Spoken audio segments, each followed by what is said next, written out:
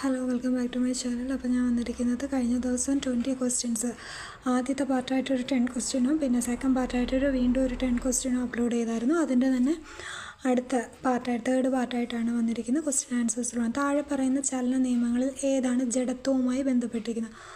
ജഡത്വം, ഒന്നാം ചലന നിയമം, രണ്ടാം ചലന നിയമം, മൂന്നാം ചലന നിയമം.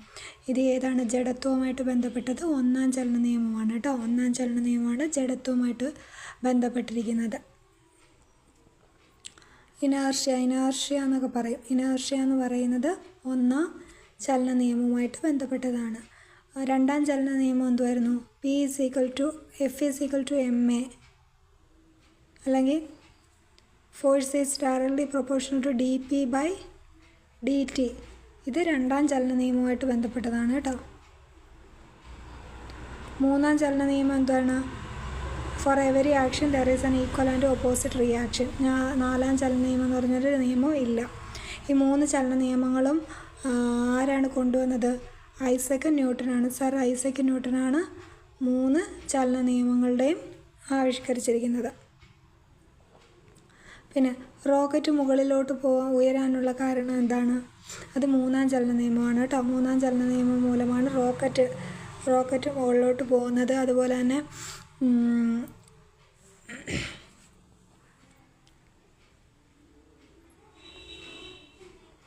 ഓക്കെ, ഇതാണ് ചലന നിയമങ്ങളെ പറ്റി. ഇനി നെക്സ്റ്റ് സെക്കൻഡ് ക്വസ്റ്റ്യൻ നോക്കുകയാണെങ്കിൽ ഇലക്ട്രിക് അയൺ ബോക്സിൽ നടക്കുന്ന ഊർജ പരിവർത്തനം. ഇലക്ട്രിക് അയൺ ബോക്സ് പരിവർത്തനം എന്താണ്? അയൺ ബോക്സ് ആകുമ്പോൾ വൈദ്യുതോർജ്ജമാണ് നമ്മൾ കൊടുക്കുന്നത്. അതെന്തായിട്ടാണ് പറഞ്ഞത്? താപോർജ്ജമായിട്ടാണ് കേട്ടോ. വൈദ്യുതോർജ്ജം താപോർജ്ജമായിട്ടാണ് ഇലക്ട്രിക് അയൺ ബോക്സിൽ നടക്കുന്നത്. ബാറ്ററി നടക്കുന്നത് എന്താണ്? ബാറ്ററികളിൽ വൈദ്യുതോർജ്ജം രാസോർജ്ജമായിട്ട് മാറും കേട്ടോ.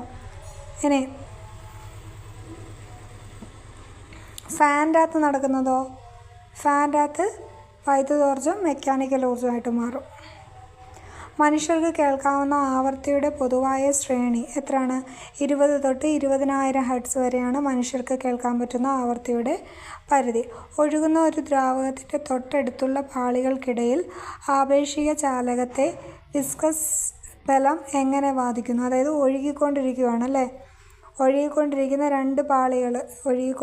രണ്ട് പാളികൾക്കിടയിലുള്ള വിസ്കസ് ബലം, ഇത് തമ്മിലുള്ള വിസ്കസ് ബലം എന്ന് പറയുമ്പോൾ എന്താണ്? അത് എതിർക്കുകയാണ് കേട്ടോ. വിസ്കസ് ബലം എങ്ങനെ ബാധിക്കുന്നു എന്ന് വെച്ചാൽ തമ്മിൽ പരസ്പരം എതിർക്കും. ഇനി മിന്നൽ രക്ഷാചാലകത്തിൻ്റെ ഉപയോഗം. ഇടിയും മിന്നലും നിന്ന് കെട്ടിടങ്ങളെ സംരക്ഷിക്കാനായിട്ട്. ഭൗമോപരിതലത്തിൽ ഒരു വസ്തുവിൻ്റെ ഭാരം m ആണെങ്കിൽ ചന്ദ്രനിൽ അതിൻ്റെ ഭാരം എത്രയായിരിക്കും എന്നാണ് ചോദിച്ചത്. ഭൗമോപരിതലത്തിൽ എത്രയാണോ ഉള്ളത് അതിൻ്റെ 1/6 ടൈംസ് ആയിരിക്കും ചന്ദ്രനിൽ. 1/6 ഭാഗമായിരിക്കും. അപ്പോൾ m/6 എന്നുള്ളതാണ് കേട്ടോ ശരിയായിട്ടുള്ള ആൻസർ. ഒരു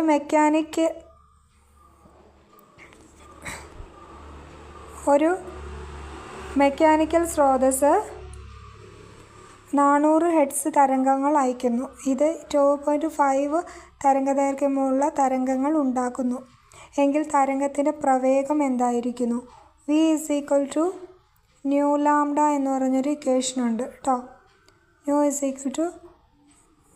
v=νλ,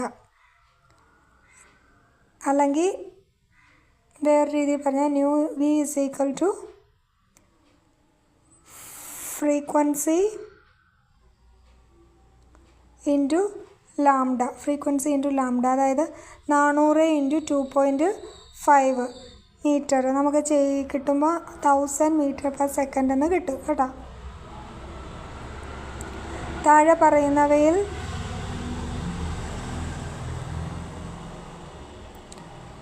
ഏതാണ് താപനിലയുടെ യൂണിറ്റ്? താപനിലയുടെ യൂണിറ്റ് ഏതാണ്? Fahrenheit, degree, metre, second. താപനില ഫാരൻഹീറ്റ് ആണ് കേട്ടോ. ഫാരൻഹീറ്റ്.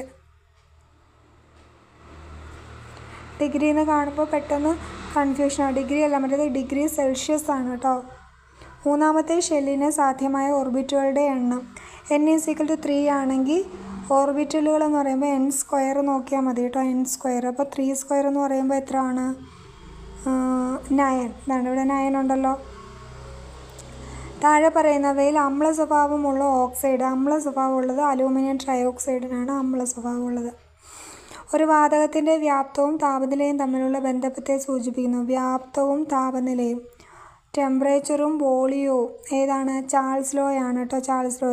എന്നാൽ ബോയ്സ് ലോ എന്ന് പറയുന്നത് ഏതാ? പ്രഷറും വോളിയവും ഏതാണ്? അത് ബോയ്സ് ലോ ആണ് കേട്ടോ.